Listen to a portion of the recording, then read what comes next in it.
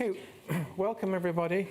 My name is Peter Westmacott, and I've been asked just to moderate this discussion, partly because I used to be ambassador in Washington, and partly because these two characters here are old friends of mine, so I'm thrilled to do it.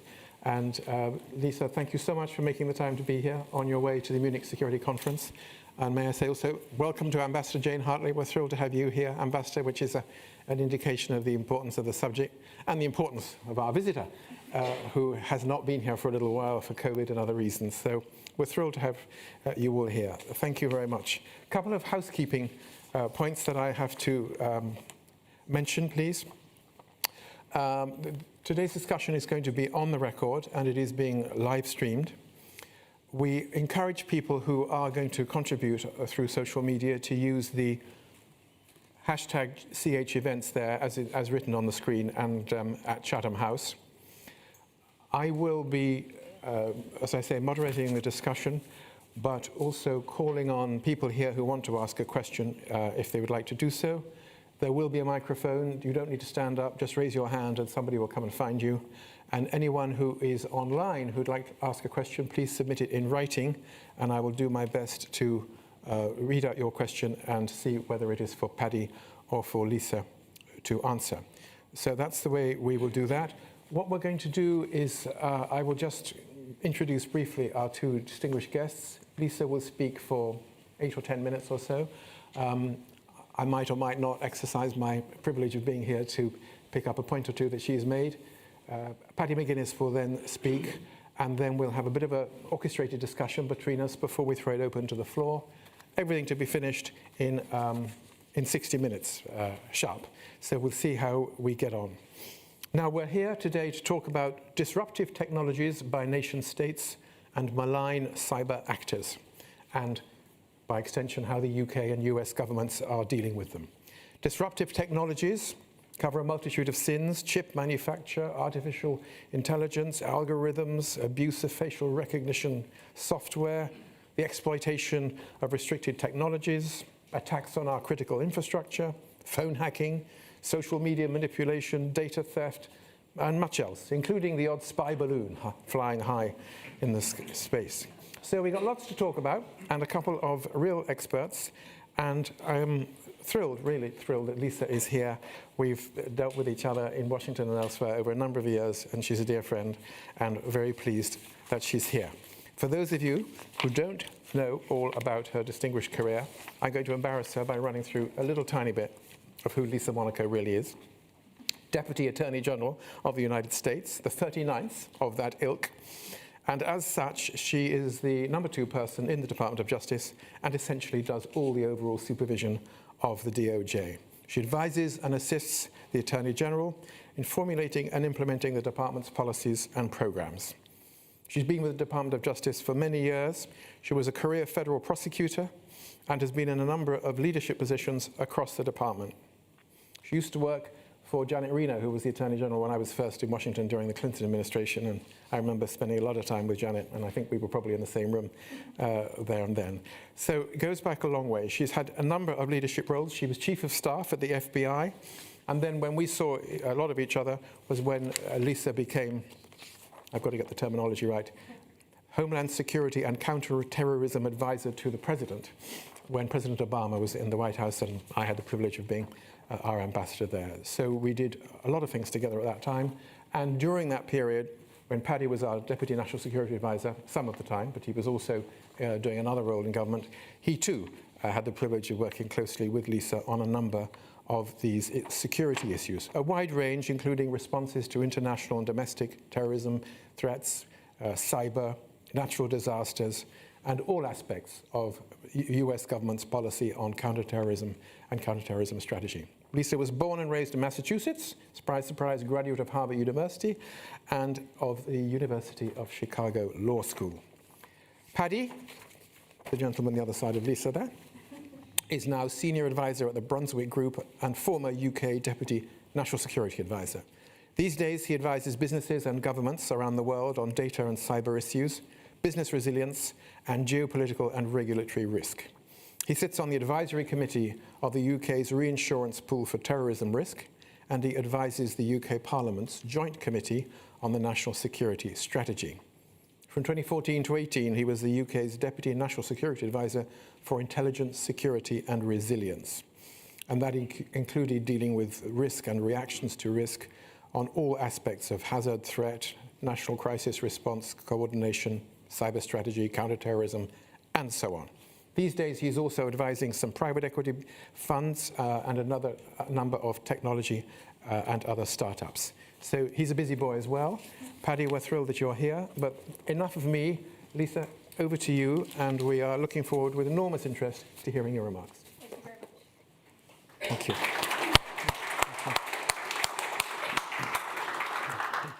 Thank you so much, Sir Peter, and good afternoon, everyone. I really want to say thank you to Chatham House for having me here today, and thank you very much to all of you in the room for that very warm welcome. I also want to acknowledge our terrific Ambassador Jane Hartley, who is here today. She is a longtime friend and is a tremendous ambassador for our government here in the UK to steward our special relationship, and so I really appreciate her being here. I think it says something about the wisdom of our respective governments that the UK and His Majesty's government has also sent another fabulous woman to be the UK's ambassador in the United States. I am, of course, speaking of Dame Karen Pierce, who we are very fortunate to work with in Washington. So great to have you here, Jane.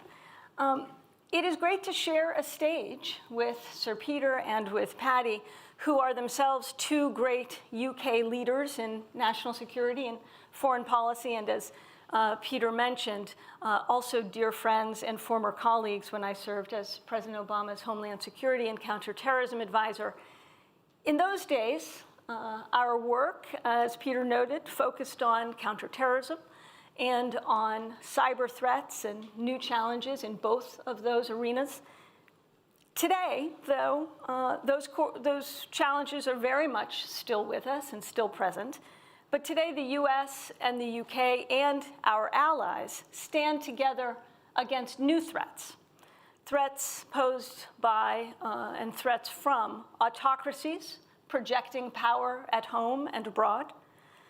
Threats from adversaries challenging norms, from launching spy balloons to unleashing the most significant land invasion in Europe since the Second World War.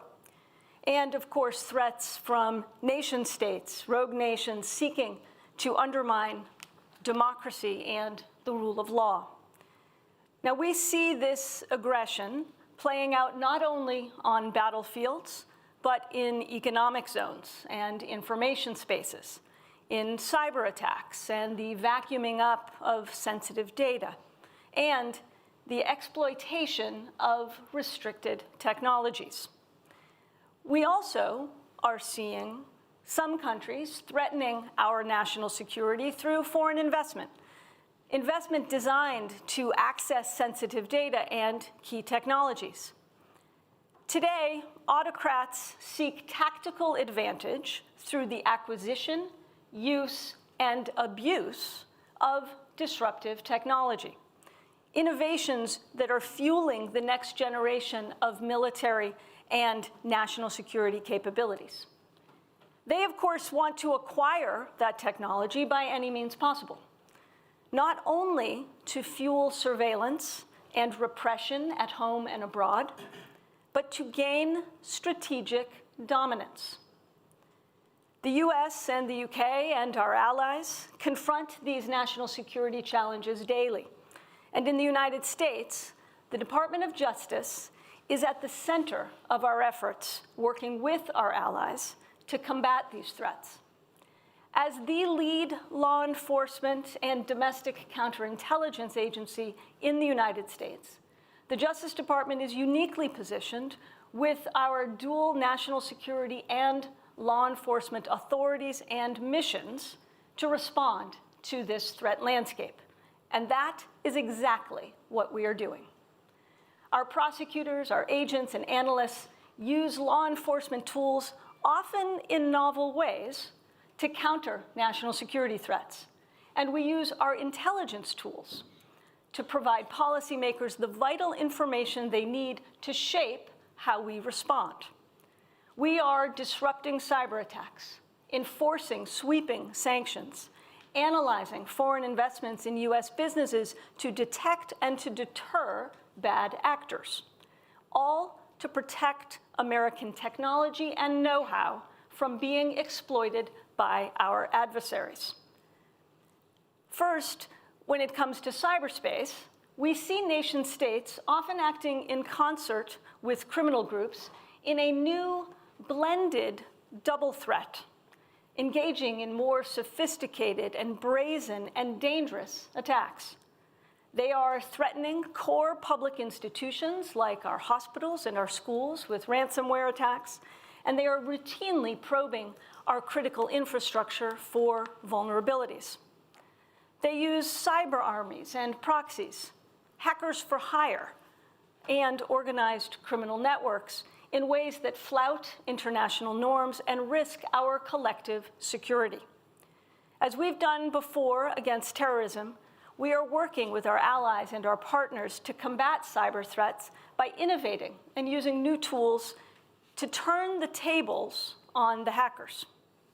Last year, for instance, working with our partners in the UK, in something called Operation Cyclops Blink, we disrupted a global botnet, a botnet that was controlled by the GRU, the Russian military intelligence agency. We disabled Russia's control over these devices before, and I emphasize before, they could be deployed in an attack against Ukraine, against us, or our allies. Our work collectively with our partners protected innocent victims in the United States, in the UK, indeed around the world. Now this leads me to the second threat that we face, the weaponization of data. Personal data is, of course, the fuel for our adversaries' both surveillance and intelligence states. Whether it's through traditional or corporate espionage, our adversaries are targeting troves and troves of data. As our intelligence community has noted, China leads the world in using surveillance and censorship to keep tabs on its population, to repress dissent, and to counter perceived threats abroad. And the Chinese government is not just hacking to gather our data. China's doctrine of civil-military fusion means that any advance by a Chinese company with a military application must be shared with the state.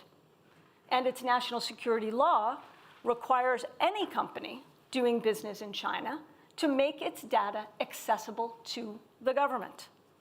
So, if a company is operating in China and is collecting your data, it's a good bet that the Chinese government is accessing it.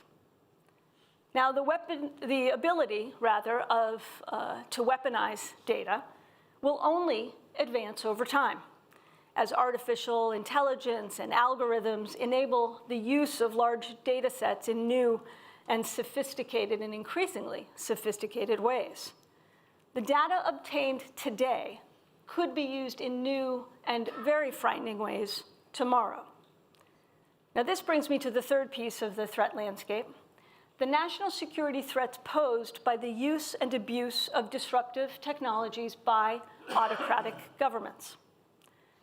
No matter what means they employ, whether it's cyber theft or sanctions evasion or exploiting foreign investment, we must guard our technologies from adversaries who would use them against us.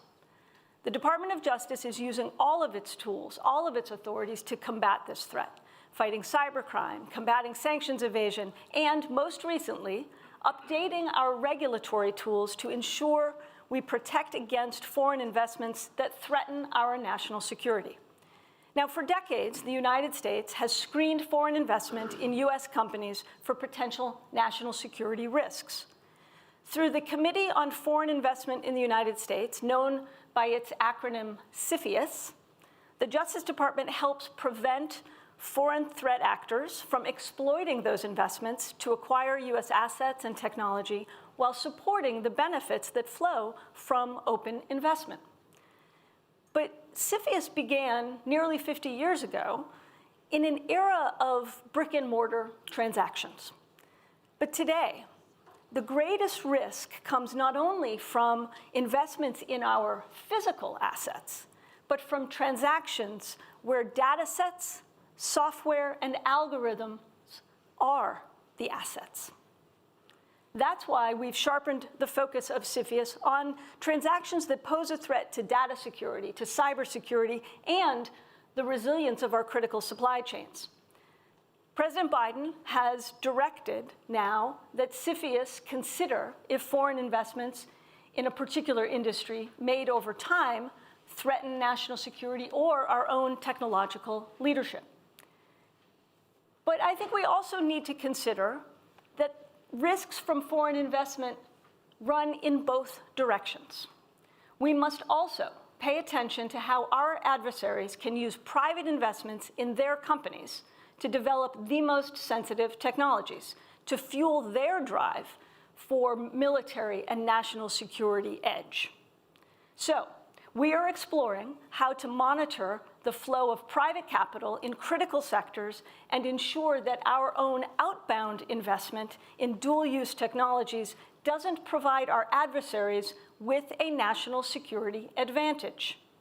Close collaboration with the UK will be crucial to getting this right. Now, beyond foreign investment screening, we're also employing other tools to control the exports of critical technologies. Last fall, President Biden signed the CHIPS Act to ensure US leadership in global chip production. The act invests in critical chip research and manufacturing and restricts the transfer to adversary nations where those transfers pose a national security risk. At the same time, our Commerce Department has imposed new export controls on advanced computing and semiconductor components, cracking down on the PRC's ability to acquire certain high-end chips. Justice Department prosecutors will be vigorously enforcing these new rules, as well as those that control other sensitive technologies.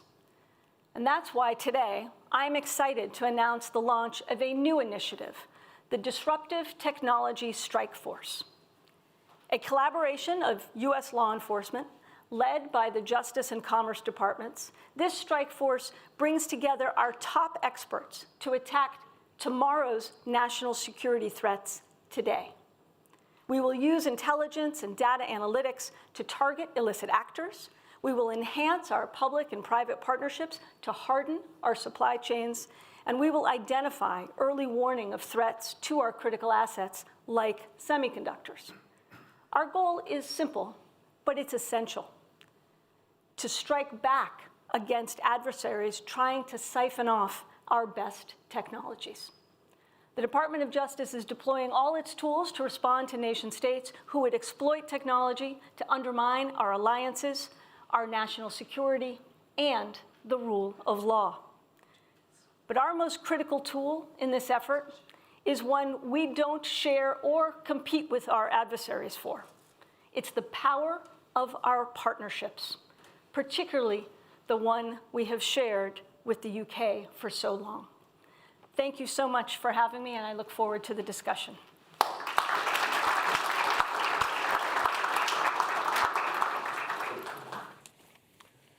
Lisa, thanks so much.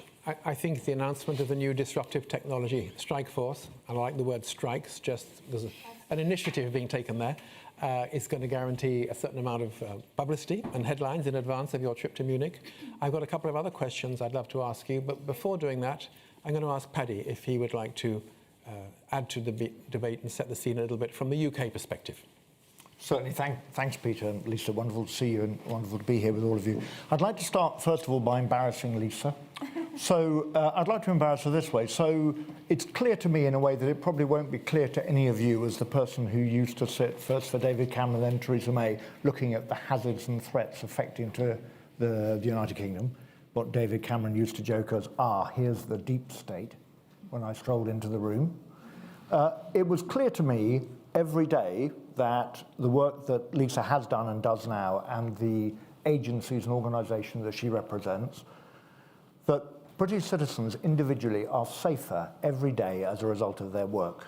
and the real nature of that cooperation is not apparent to most people. And that's true operationally, but it's also true in the formation of policy and thinking how we innovate against dynamic threats and difficulties, and critically, innovating in a way that is lawful and proportionate, which is a characteristic of Lisa's work. So I'm really pleased to have you here. I'd make just four quick points as regards the United Kingdom. So the first one is, another thing that's very striking to me is that the things that Lisa and I were working on that were deeply secret in 2014 when we first started work together are now profoundly public. We were worried about whether undersea cables were secure. Yeah, we were worried about what was happening in the telephony infrastructure on switches and routers. We were worried about how satellite downlinks could be interfered with. Of course, we were worried about cyber, that was public. And we were worried about, if you can interfere with satellite downlinks, what can you do to GPS? And what do you do when you have critical national infrastructure that's dependent not just on positioning, but critically on timing, as a great deal of national infrastructure is? And that was all, you know, on funny-coloured paper and special folders, all that sort of thing. Now, it's part of the discourse, not least because we can see it manifest in the electronic warfare campaign that Russia is mounting, or has tried to mount, in Ukraine. So that's cyber and the use of disruptive technology writ large, not just can they interfere with my desktop or my server or my routers. So, and it isn't as if we've come to the end of revelation about technology. So there's something dynamic in the way that secret things that are only now perceived, become public and become part of the public discourse and need to be dealt with, and we need a policy response. Secondly, second dynamic factor, my word, there's a lot of work, yes, in the United Kingdom, yes, in the United States, as we just heard from Lisa, but also in the European Union and elsewhere, and incidentally in China, to respond in terms of legislation, regulation, and practice to these changes in technology.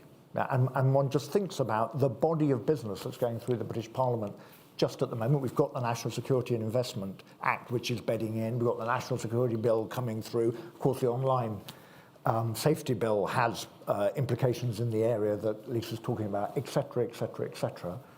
And we have a restructuring of government. So there's a real dynamic aspect to the way in which government's trying to catch up. I would note still, most of our discourse, though, is about technologies that, or about use of technologies that is already manifest. It's about 5G and the difficulties we've had. We're still talking about that with each other. It's about social media sites which have already got penetration in our societies to a profound degree. So that's, to my mind, something very exciting about what Lisa's saying in terms of the strike force, because the thing I most wanted when I was in government was to know what the emerging technology risk was, not just what the squatting toad of an existing problem was that I had to deal with. It just hadn't become public yet. I actually wanted to try and get ahead of it, and it sounds like there's some potential there. Now I work with businesses, mainly listed companies. I do it globally. The third dynamism I see is the dynamism of obligations upon leaderships in companies. Yeah? And there are pieces of legislation, one thinks of the blessed GDPR, but there are others too where they have to maintain resilience, where they have to have a mechanism for understanding the risk that there is in their practices. Yeah? And the kind of discussions that we're having, the points that we're making, the points that Lisa hinted at there, which go into a great deal about what hostile states and other malign actors are doing on effectively private sector networks, creates an obligation under existing regulation legislation, and as there's dynamic change to regulation legislation, more and more. And so this becomes something that boards, that business leaders have to deal with and need help dealing with, and need a partner. I'm sure we'll talk about the wonderful work the Department of Justice does and the FBI does to engage with business. There is a challenge, and I know in the UK we're thinking about that at the moment, not least in the implementation of the National Security Investment Act. And then my final thought, I talked about Lisa being proportionate. There's a real risk as those who've got an understanding of the emerging technologies and how we need to deal with them and their exploitation by hostile states, there's a real risk that this turns into a broader discussion about the hostile state, and we run the risk economically of throwing out not just the baby with the bathwater, I'd argue the bath itself. Yeah. And so there's something profound to my mind in bringing together those who truly understand the areas of technology and the problems they represent on public or private sector networks or in any domain, and countering them specifically, because it is in specificity and nuance that we're going to be able to avoid significant economic disruption as we do the necessary work of national security. And that's a key element of the proportionate response we should be looking for and the leadership we're getting from the Department of Justice, in my view. Paddy, thank you. Very striking listening to both of you, just how much has changed, how much the challenge has evolved since the first years when we were working together on a number of these issues, much of it in the dark. And I'm struck also by the way in which making public a lot of the things that we used to feel we could not make public has been an extraordinarily important instrument in our foreign and security policy. Look at the way in which we managed to call out what Putin was doing in Ukraine and win, frankly, the narrative very quickly and show his lies to be barefaced lies from the outset, and not be as scared as we used to be about compromising sources so that we knew, so that we showed where we'd got our information from. We've evolved, we've moved on, and I think it's very dramatic, and it's a useful additional element to our defences. And so much more of what you guys are dealing with now is in the public domain, and that means that people are more aware of the risks, and it means also that the bad guys are a little bit more on the back foot. One little comment. Lisa, you mentioned the way in which we worked together, and you talked about the wonderfully named Operation Cyclops Blink. Yes. I wonder who came up with that. In the context of the new strike force that you've just described, do you think you could give us a little bit more of an idea of how you see the United States working with close partners such as the United Kingdom to make it work? Absolutely. First, let me say thank you to my friend Paddy for those wonderful comments. I also find it interesting that both of the leaders that we worked for respectively had nicknames for their Homeland Security and counterterrorism advisors. I'm just interested to find out yours. I just learned that. Mine was Dr. Doom from President Obama because my portfolio, as Peter talked about, was everything from natural disasters to terrorism to cyber. So when I darkened the door, that's what he called me. So you and I can compete for good nicknames. Yours is worse. Yeah, it is. So to respond to your question, Peter, first I think the strike force I talked about, I think, is perfectly in line with our long history of partnership, whether it's intelligence and national security work, whether it's law enforcement cooperation. I think about what we were able to do on the cyber front, as was mentioned with Operation Cyclops Blink. As I think about what our countries have done working with our allies to push back against Russia's unprovoked and brutal aggression in Ukraine through the work we've done cooperatively and collectively to impose first sweeping sanctions, really on an unprecedented scale, and then to enforce them, to make sure that they have real bite and to ensure that it has an impact, yes, on limiting Russia's access to the global financial system, but very importantly, to also hinder Russia's capability to build up and fuel its war machine.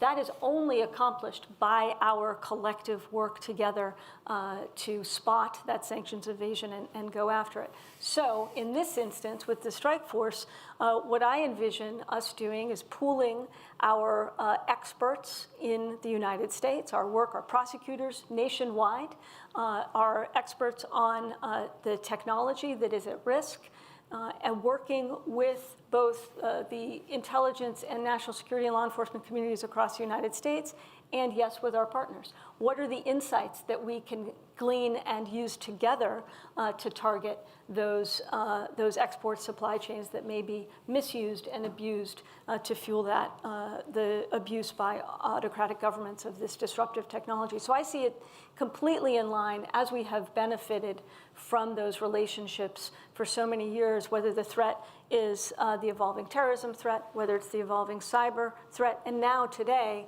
the very real and present threat posed by governments that seek to leverage technology and innovation in a way to repress their populations and to fuel their military advantage to our collective national security risk. Thank you very much. Can I ask you also a little question about whether there's more we can do to increase our collective resilience? People are asking, does end-to-end encryption make us safer or less safe? And there's a debate going on in many of our capitals about that. And should we be banning completely access to our markets, to our societies, of some of those commercial entities like TikTok? And the chairman of the Foreign Relations Committee here recently told a television anchor, while I happened to be watching it, you've absolutely got to get rid of your app from TikTok on your telephone because it is a security risk to your personal welfare. We've already done some of those things with Huawei, but what about that? Should we be going further in the direction of no longer having anything to do with the firms which we believe might be Trojan horses? Mm-hmm. Okay, a lot to unpack there. I'll be very interested to hear Patty's response to some of this as well. First, I get this question a lot on end-to-end encryption. Is it made us safer or less safe? I wholeheartedly reject the premise of the way that's postured. First, there is no doubt of the benefits that we individually, collectively, in our nations gain from end-to-end encryption. Full stop. It is vitally important to privacy, to safety, to cybersecurity. But I also think we have to recognize that encryption is being used, to my mind, as both a sword and a shield.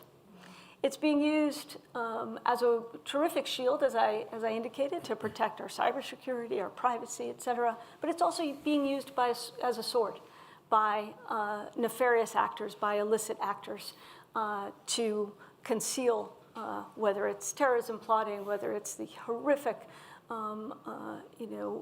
distribution of online images that brutalize and manipulate and abuse young children, and a host of different ways. So I think that we really do need to get out of this false dichotomy about whether it's an either-or proposition. I think we, as the United States, as the United Kingdom, and other rights-respecting nations,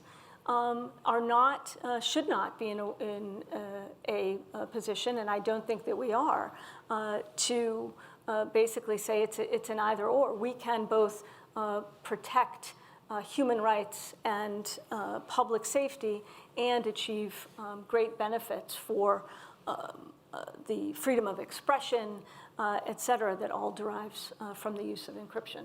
But I'm sure Patty's got some, and I'll respond to your TikTok comment in a minute, but Patty may have a thought on the encryption issue. Yeah, I'd like to add a level. So, I mean, I fundamentally agree with you, and I do see end-to-end encryption as essentially neutral and exploitable by bad guys as well as good guys, and we can give specific examples. Just go back to my point about dynamism and the dynamism of the obligation being placed upon business. So many businesses now say, are our networks fully encrypted? And if not, let's make them fully encrypted. And they do their work then to do that, their internal networks, and they get as much of it encrypted as possible. And the difficulty for them is that's great if the monitoring of that traffic and the implementation of the encryption is done well.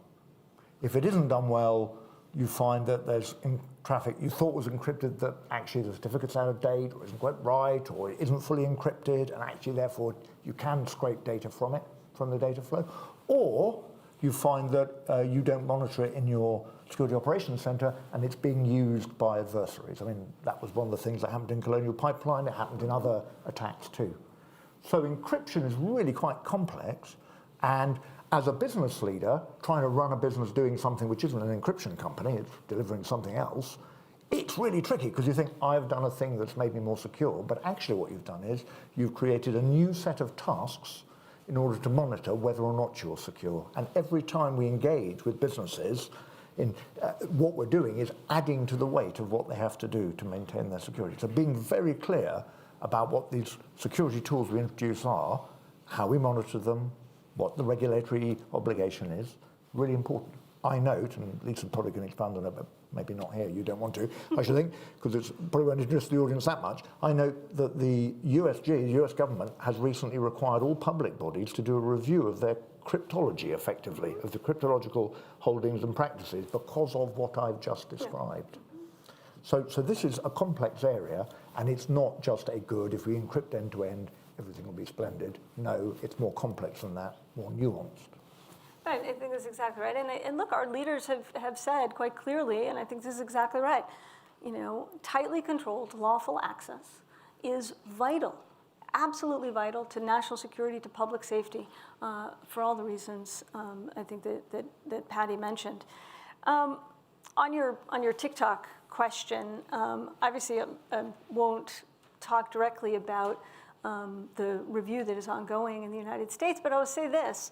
I spoke in my remarks about the perils of Chinese companies being subject to Chinese national security laws, and American companies. Any company doing business in China, for that matter, is subject to China's national security law, which requires turning over of data to the state.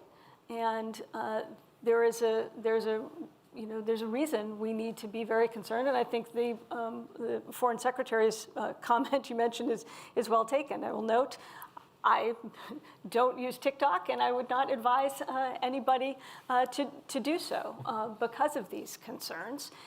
And look, the bottom line is China has been quite clear that they are trying to mold and put forward the use and norms around technologies that advance their and privilege their interests, those interests that are not consistent with our own, their interests which are fueled by and directed toward an authoritarian approach to their government, and that is not consistent with our own. Thank you, Lisa. One last question from me, if I may, before we throw it open to the floor and to others. You've talked in your remarks about placing controls on exports of critical technologies, and you talked about the CHIPS Act and some of the other measures that the United States has taken in this domain. Question really, is there a risk that limiting or barring other states' access to our technologies encourages them to develop their own, and then that we have no oversight at all over that technology, and that they start operating in ways which are even harder for us to manage than if they are using technology that we've produced? And a sort of second half of the question, is there a risk of damaging the kind of rules-based WTO trading order by placing these unilateral restrictions, if you like, on trade with other countries in a way that threatens our overall prosperity? I noticed this morning that US-China trade has gone up to $700 billion last year. It's quite significant in terms of the growth agenda. So look, I think you raised some very, very important points, all of which have to be considered as we embark on and navigate this space. I think what it means is we have to be incredibly thoughtful about how we go about this. To your first point, though, the point I spoke about when we talk about our concerns about foreign investment, I think the risk that you pose is real, but I would also push back to say the acquisitions that we're concerned about are the acquisition of our technology to fuel the creation of their technology that is creating a military and intelligence and national security edge. And so it's not the concern that we're going to create really dueling silos, but really these are resources. If they're stealing it or acquiring it through nefarious ends, they're not using their own resources to develop it. And so that is probably not good for our collective competition. We do, though, have to be quite thoughtful in how we're doing it, whether it's about inbound investment or outbound investment, which means conversations with like-minded nations, but like between the US and UK, is critically important to getting it right. It means circumscribing, for instance, when I'm talking about controlling and monitoring and being mindful about the dangers about outbound investment. It has got to be focused, I think, on private capital in very specific industries and sectors, things like semiconductors, things like quantum computing, but not broadly, not applying a broad brush to this approach. Paddy, did you want to? One question from me. So Lisa, your framing of that, deep, not broad, mm-hmm. How do governments communicate with business so that they understand what is required and you don't have broad deadening effect? I know it's something we're wrestling with here in the UK at the moment with the implementation of the National Security and Investment Act, where we don't want to have broad suppressive effect on inward investment, but there are some very specific areas. But until we have the maturity, perhaps of CFIUS, it's hard to communicate that depth as opposed to that breadth. What's the best way of going about that? What would your advice be to the British government? Simply put, I'd say by doing it, right? I think you've got to be communicating, and we need to do it more and better with our private sector. I think, as you know better than now, because you know better than I now because you're out of government. But fundamentally, I think businesses want certainty. They want clarity. Right? So the more we can communicate the things we are concerned about, the why, and how we are going about thinking about that kind of, small yard, tall fence approach, I think the better off we'll be. Can I make just a quick observation? When I look at the American system, I look at people like Lisa. I could name people who are now in the National Security Council and elsewhere in government who are developing these policies. All of them have been out in business or legal practice, in a way dealing with technology, cyber and data issues, in a way that we don't have that advantage in the UK. Yeah. That we don't have a leadership who are doing the security work, who have actually been exposed to the realities of business and the realities of what it is like to be in a boardroom with a fiduciary duty. It's very different. You and I end up doing that after we've done the government service. I love it. Okay. Can I look around the room and see who'd like to ask a question? Hold on, one here, front row. Paddy, Lisa, thank you very much. You spoke about the dynamism of companies, and in my experience, I've seen some ambivalence around regulatory powers and what happens within businesses. When you consider the backdrop of threats, whether that be the botnets from GRU or the MSS infiltrating supply chains of major commercial airlines, it's clear that technology isn't the only way to combat the threat. What is the plan to engender a culture of better cyber behaviours at the organisational and individual levels to create stronger resilience? So first, what I am trying to do and what we are trying to do in the Justice Department is send a message, most importantly, to businesses. The businesses that, let's face it, in our country, own, operate, control the 80 to 90% of the critical infrastructure networks in my country, right? Which means that we in the government are really incredibly dependent and reliant on information that we get from and reporting that we can get from the victims of these cyber attacks. So that's why when we were able to use a traditional law enforcement and legal tool, a forfeiture warrant, which is incredibly boring if you think about it, but it was used in an incredibly new and innovative way in the wake of the Colonial Pipeline attack. We used that legal tool, we in the Justice Department and the FBI, to do a very traditional thing when you're talking about to somebody in law enforcement. We followed the money, right? We followed the ransom payment that was made by Colonial and got it back, right? We got it back and were able to get back a bunch of that ransom payment and return it to the victim.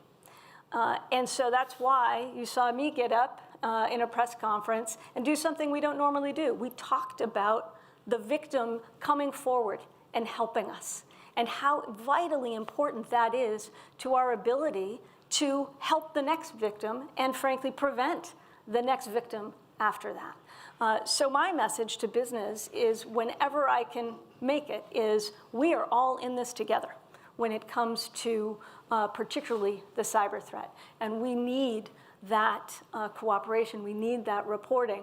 You know, we worked again with our international partners just a few weeks ago to take down the Hive ransomware actors to the tune of, you know, being able to arrest and prevent, rather, over $130 million in ransomware payments.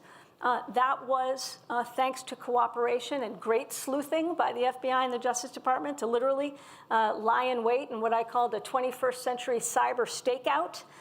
We were able to watch and sit in that network for months, get those decryptor keys and hand them out to the victims so that they wouldn't have their systems locked up. We were only able to do that because of the reporting that we got from the victims. But only 20% of the victims actually reported. Think of what more we could have done with even more cooperation. So fundamentally, our orientation has changed. We don't want to re-victimize the victim as the Justice Department. We want folks to come forward and work with us, and we want to be focused and on our front foot when it comes to preventing.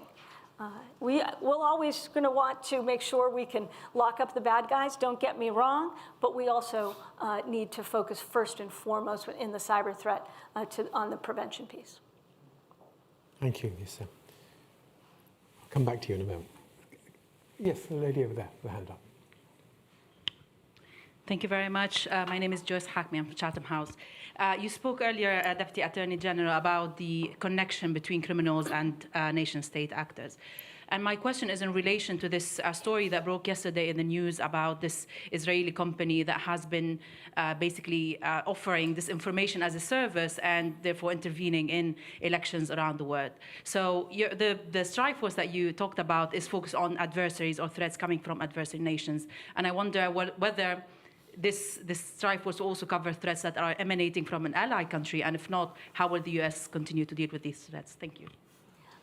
Thanks for the question. I'm not going to respond to the specific issue you referenced. I haven't seen that article. But I would just say broadly, yes, we are focused first and foremost on the use and abuse of these technologies by our adversaries because we don't have that level of trust, because we know the use that they are putting those technologies to, and we don't have that level of transparency and shared values as we do with the UK and generations of security cooperation and shared values. So yes, that's our priority, and because our first job in the Justice Department is to enforce the law.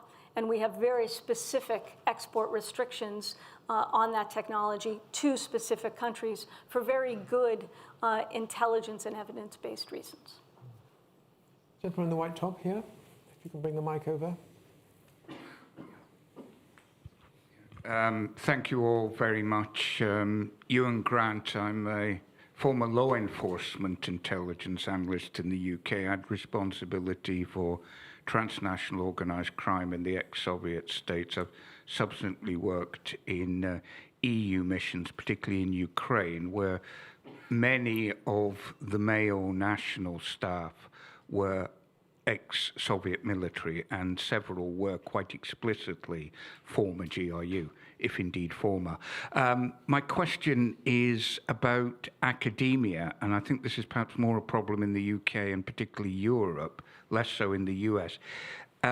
Is academia, both in STEM work and non-STEM, really engaged in working with you all on this? Because I've had the impression that large parts of academia can be a bit egotistical, and they see themselves above this and worked too closely with Russia and China for too long. I accept that's a generalization, but where do you see that from the UK, US, and to a certain extent European situation? Thank you. Do you want to start on the UK front? Sure. Well, a great American colleague, Keith Alexander, who was head of the National Security Agency in the US for 12 years, has a great line which he uses, which he says, which frees me from having to break the Official Secrets Act, which is where he says, at NSA, if we wanted to get into somewhere, we keep trying and we get in. Yeah? And he's talking about all varieties of target networks. So if we start with the premise that we're going to somehow make academic networks as secure as the nuclear firing chain, there isn't going to be academia, it's not going to happen. So I, rather than, in a sense, blaming the culture in academia, I'd say that there is a fundamental issue, and that's recognized, I think, in British strategy and response, and it's a constant process, and it is palpable, including, incidentally, in the private sector, that we're getting drawn more and more into supporting universities, colleges and universities, and raising their cyber standards to make them make it more difficult to get in, particularly around the most valuable assets that they have. I would note there's a very big distinction. I live near Oxford. I look at what is developed around near Oxford. Once you have something that is of significant commercial value, it's noticeable that your cyber standards change very markedly, very quickly. And so I think it's a mistake just to lump academia together, but you can see it's a priority area. You can see it needs constant support, and it absolutely is in the front line of what Lisa is talking about with the strike force. Well, I completely agree with that. I also think, in general, what we try to do in the United States is have more transparency around the research dollars that are coming into our universities, that are particularly those engaged in the hard sciences that may be the targets of our adversaries, particularly those research institutions that take federal money and benefit from federal money. So I think it's about transparency. I think it's also about having important trusted dialogue between the law enforcement and national security community within the United States and academia. That is, that's easier said than done, because for many good reasons, I think there is a zone of care that is taken in those conversations. But it's very important for us to have them and to work at them and to work to improve them. Lisa, quick question from online audience. What is the level of threat currently posed by cryptocurrency transactions?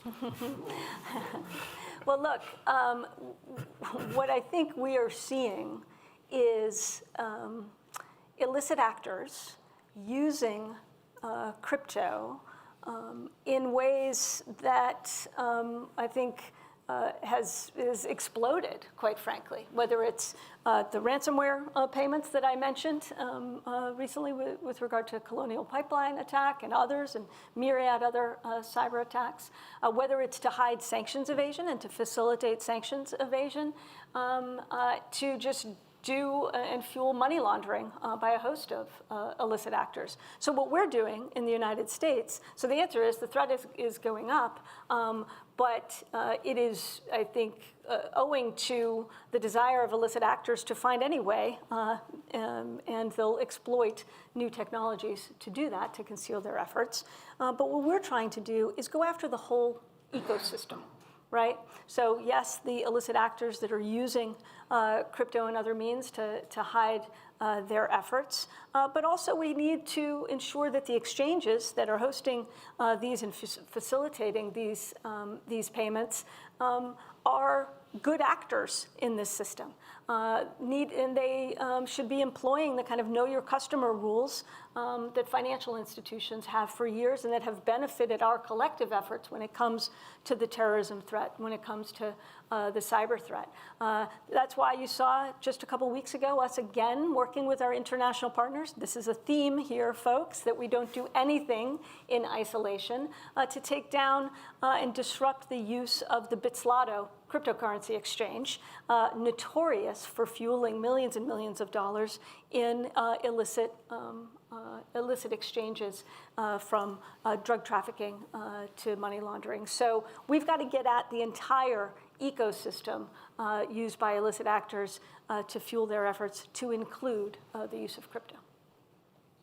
Do you want to add anything?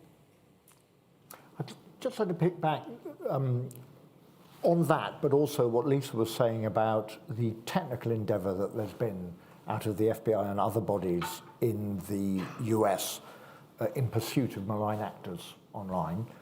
And I think we're just waiting for a refresh of our integrated review.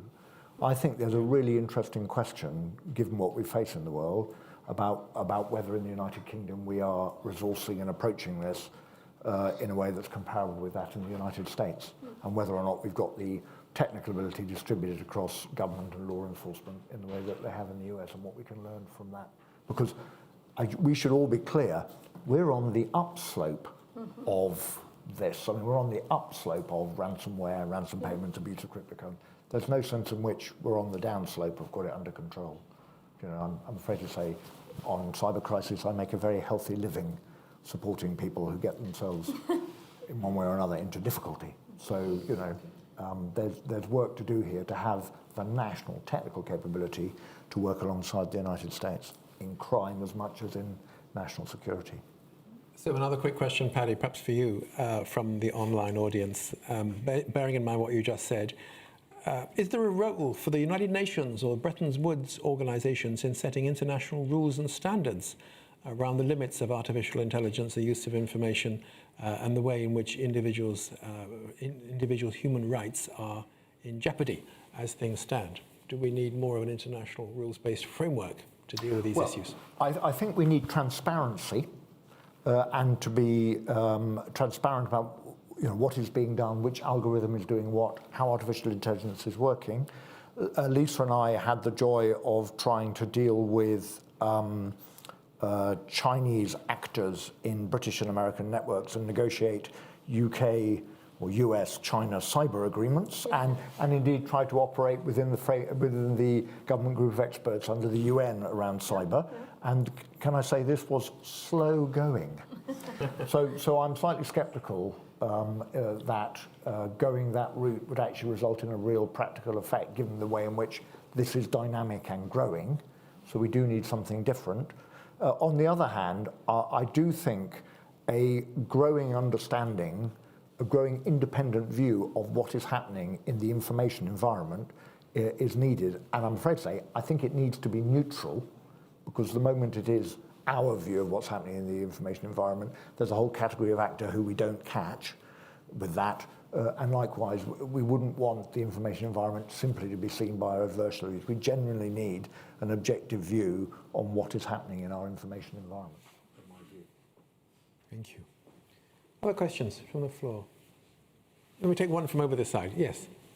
Hi, Rada Sterling from Due Process International. I am wondering whether what the threshold is essentially for the FBI and authorities to become interested in cyber attacks, given that we know that there have been individuals targeted, citizens of the United States.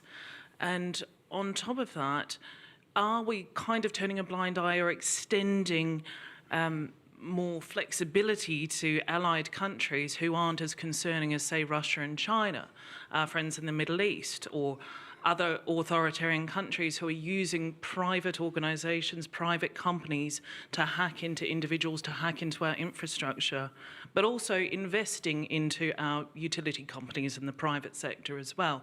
So I'm wondering, while there's all this focus on Russia and China, are we ignoring or not paying enough attention to other avenues of hacking, cyber attacks, and other violations of human rights and extensions of that?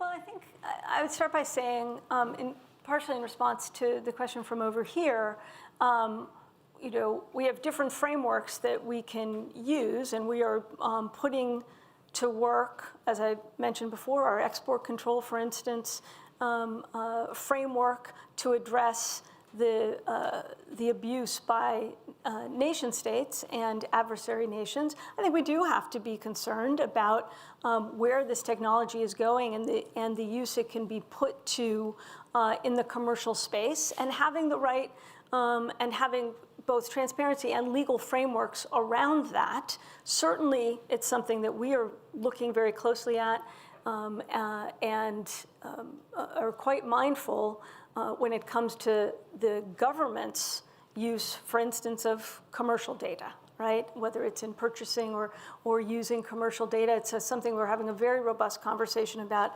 over in the United States when it comes to how should the US government be benefiting from using and ingesting, in some instances, commercial data to add to the tools that we have that are kind of behind the wall, right? I think there is a lot of importance to that conversation, but we have to make sure we're doing it in an open, a transparent way, and certainly one that is done, from my perspective, because this is what we're focused on in the Justice Department, it is done consistent with the rule of law, consistent with our Constitution and the statutory framework that we operate under, which applies very specific protections, particularly to U.S. persons, personally identifiable information. Lisa, do you reckon we can squeeze in one more question? Sure thing. There were several hands up over here. The lady here.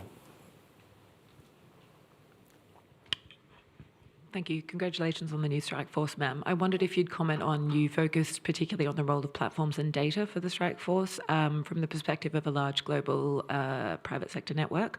Do you see a role for telecommunications companies? How would you like us to continue to partner and collaborate with you, et cetera?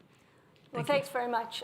Look, we think we will benefit greatly from that ongoing conversation that I think we have been able to have as a government.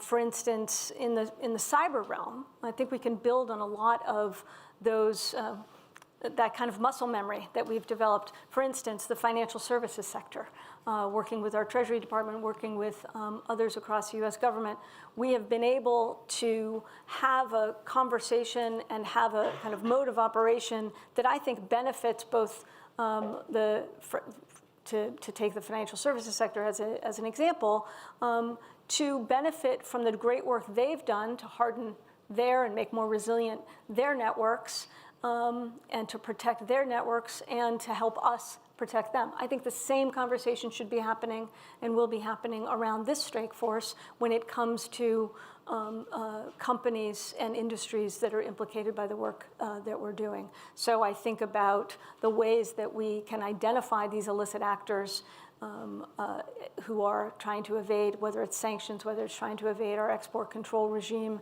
that we will use from, for instance, our FinCEN reporting and the like, right? We can harness those existing mechanisms and build further conversations around these new restrictions, for instance, from the CHIPS Act, to, I think, kind of raise all boats, if you will. Paddy, a final word. So on this question of telecommunications, I think we should all be clear that in the jurisdictions where the cyber environment is safer, it is because the backbone providers raise the base standard of cybersecurity and manage the data going through their networks before you get to the point of law enforcement intervention. That's not really part of our discourse about our economic interaction with those providers. So if you look around the world at how traditional backbone providers are doing in the stock markets, and more generally, they're a bit vulnerable because they're squeezed, but yet they are our backbone when it comes to cybersecurity, and that isn't yet present in the thinking or sufficiently present in my view. Occasionally we have interventions, as we did, I think, when there was activism around BT, and we saw, the announcement, we'll certainly call that in if that develops into anything, but it's rare. So there's something, for my mind, about really understanding how significant this partnership is for keeping us secure and making that part of government's interaction with that sector. Thank you for that. I'm afraid, sorry to those I haven't been able to call. I think we are out of time. So, Dr. Doom, Deep State. Thank you both. What was your nickname there? Can't remember. Or unprintable. Chatham House has been doing this sort of thing for 100 years or so, and I think this was a conversation right up there with the highest standards that Chatham House has got used to. Thank you both enormously for your contributions. You've contributed enormously to our understanding of these new and complicated and technological challenges. Lisa, we wish you bon voyage onto Munich, where you can carry on the good work and telling the rest of the world how we've got to work together to get this right. Thank you enormously. Thanks very much.